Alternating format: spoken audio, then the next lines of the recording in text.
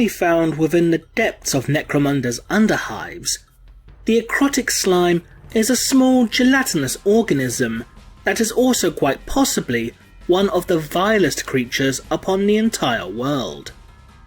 The creature is incredibly slow and lacking in almost any kind of agility, and as such seeks to target prey when it's asleep or otherwise incapacitated.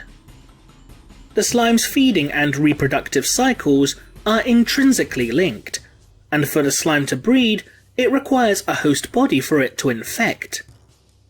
The slime will make its way to the top of the victim's head, and will slowly allow itself to be absorbed into the host's skin, and will eventually make its way into the brain cavity of the skull. Once there, the slime will encase itself within a hard cyst before beginning to rapidly divide into multiple smaller slimes, all the while feeding upon the meat and chemicals of the host's brain. The host will slowly lose all cognitive functions before suffering an agonizing death, as the number of slimes becomes so great that the pressure forces the victim's skull to split open. This entire process takes only a few hours to complete.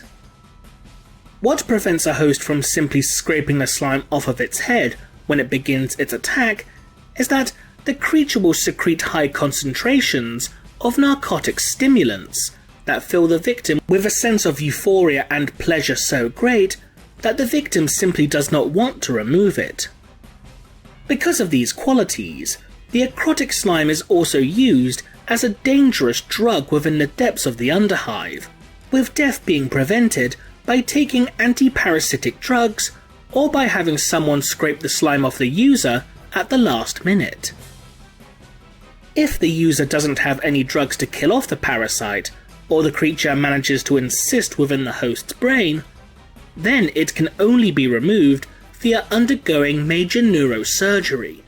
However, even with the luxury of anti-parasitic drugs, many of these slimes over time have begun to evolve an immunity to many of these medicines, leading to more and more people dying from slime use as a result.